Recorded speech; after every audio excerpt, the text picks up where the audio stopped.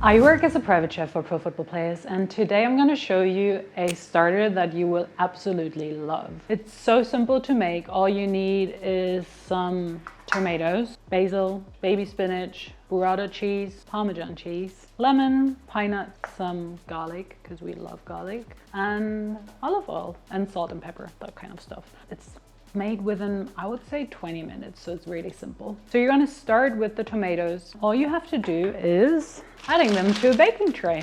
I preheated my oven to 200 degrees Celsius.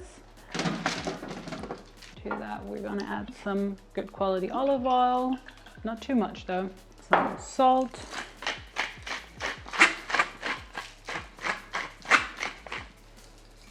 give that a little toss and mix, and then you put it in the oven. We're going to leave them in the oven for around 15 to 20 minutes or until like it's kind of brownish, not blackish yet, but like brownish on the top, and then they're done. I will show you the exact color later on, but it's like 20 minutes for sure. And in the meantime, we're going to make pesto. I make that with basil, and I like the taste to be a little more light. That's why I like to add baby spinach too. So what you need is going to be a food processor. This is my forever favorite. So easy to clean and easy to carry around.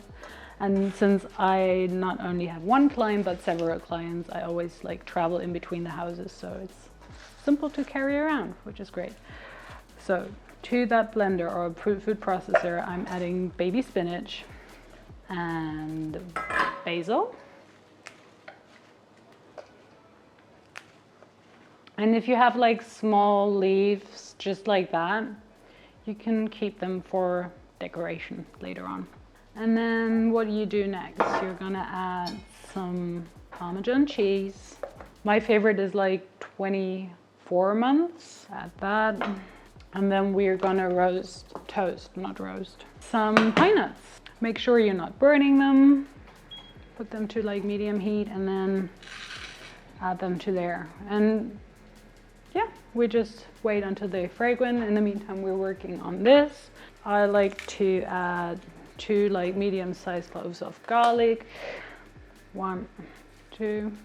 Check on your pine nuts in between. There you go. Some lemon juice. Some salt.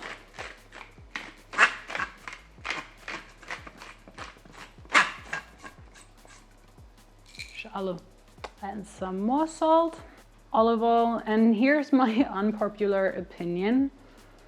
I do 50-50 water and olive oil because for this particular dish, I love a lighter flavor. That's why I always do 50-50 of olive oil and water, and also 50-50 of baby spinach and basil. So it's just lighter, if you know what I mean. They're starting to smell good. We're almost there. We're gonna add some water as well. They are done too. Put them on top. Ouch. Yeah, don't do that. Don't put your fingers in there like I do. And then you give that a mix. And then you give that a try. It's still a little too liquid. And if it's like too liquidy, you can always, because you put like too much water or something like that, you can always add more baby spinach. And I will show you, like you want the consistency to like not be like a paste, but still not too like runny, if you know what I mean. So there you go. So this is what we want. Perfect. We're gonna put that aside. Then we're gonna take care of our burrata. Let go of the liquid. Now we're almost done. Now we're just waiting for the tomatoes to be done and we can assemble everything and enjoy. And then depending on if you like to have bread with it or not, you can pick like a piece of sourdough and either toast it in the oven or toast it in a toaster or toast it in a pan with a bit of olive oil. That's what I love to do. So to a pan you add a bit of olive oil and then you just kind of soak it a bit in the bread so that not one side absorbs it all and the other side doesn't. and then you toast it until golden brown. You can of course also do like baguette or crackers or do it without. So we let that cool down. Perfect, perfect, perfect, perfect. And the tomatoes are finally done. They look like this. Now you kind of know what I mean. They're gonna have some juice around. We're gonna take this together and then add that to the plate that you want to use. Put that on there. The nice thing is when you like roast tomatoes, they get like even sweeter. So their flavor is like even enhancing. So that's why I don't even put a lot of like spices or anything on there, because just their own natural flavor is just so nice. You can tell here that it's kind of caramelizing. So that's what we want. So it's getting like quite sweet. If you do like good tomatoes, like always make sure you get good quality tomatoes, and then you can even add the juices. That's easier when you do it with a like smaller baking dish. But anyways, so, and then we're gonna take care of the rest. So you want to make this little hole in the middle, and you wanna add the burrata to that. So we're putting this in the middle, nice and easy. And then time for the pesto. Gonna just add little pieces. I know it's a lot of pesto for that, but you can use it the next day for pasta or a sandwich or whatever you want. That's why I always make a lot, because it lasts like that.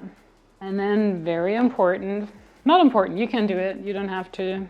If you have like balsamic glaze, you can add that on top as well. Look nice and easy. And then we're just gonna do some pepper and salt.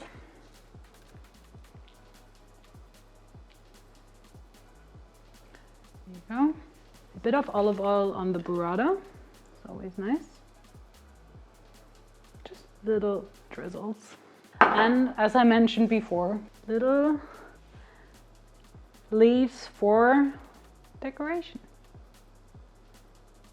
If I wouldn't have put all the pine nuts in the pesto, you could like even garnish it with a bit of pine nuts, but it's not necessary, so that's fine. Then you're gonna take your sourdough. You can see nice goldenly toasted.